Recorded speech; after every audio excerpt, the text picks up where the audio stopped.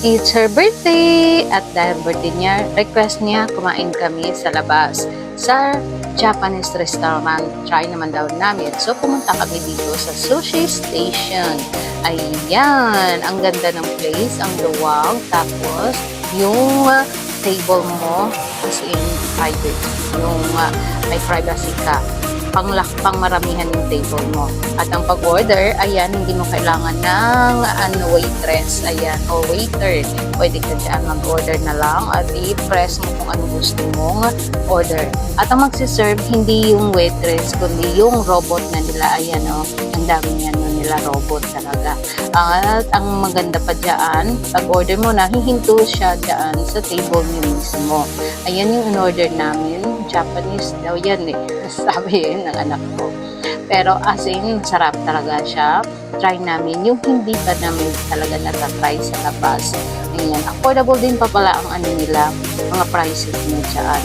Sobra, napaka, yung serving nila, maganda rin naman yung serving nila. Hindi karamihan, hindi rin kukunti. Yung sakto lang talaga.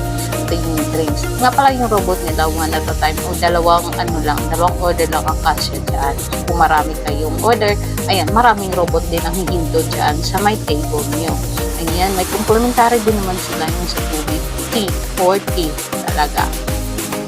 So, ayan, yung order namin. At talunggan ka na kami dyan ng isang isa pang order niya sa kanya naman. Ayan, dumating na nga yung order niya. Nahuli yan eh, nagtagal, ewan.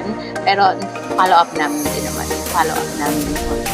Ayan, try din namin itong itlog ng isda. Ayan, pagkatapos namin kumain, lumabas na kami. Ayan, nagdala-gala muna kami. Tapos, pupuntahan kami yung Japanese ambience na masukan namin. Sa halagang 1,500, libre ang entrance. Hindi ko pumasok. Ayan, siya nag-sign up dahil birthday niya. Siya pag-sign up ko. Ayan, nag-ikot-ikot muna kami dyan. Tapos, ang ganda ng ng ambience.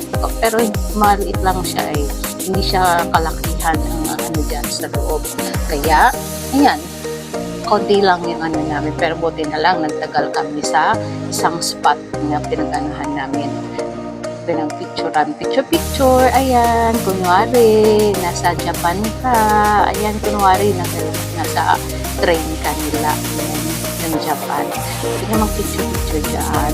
Tapos, ayan, sa loob, may mga pag-ganon-ganon pa talaga. Ang ganda ng dyan, sobrang yan lang, sa totoo lang, yan lang ang pinakamaganda actually sa paanohan nila, ang pagtawag dyan, yung view. Pero yung entrance dyan, libre.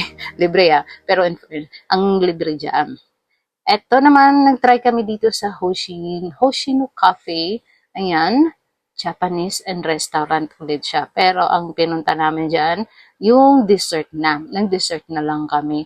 Ayan, coffee kami at saka yan, milk crepe daw yan at saka yung strawberry, ayan. At dahil basag yung baso ng anak ko, ayan, basag siya. So, nag-complain ako.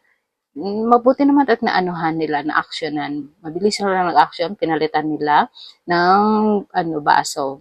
Tapos, may pa-complementary sila. Yung cake na yan, chocolate na cake na yan. Ayaw din ng anak niyan.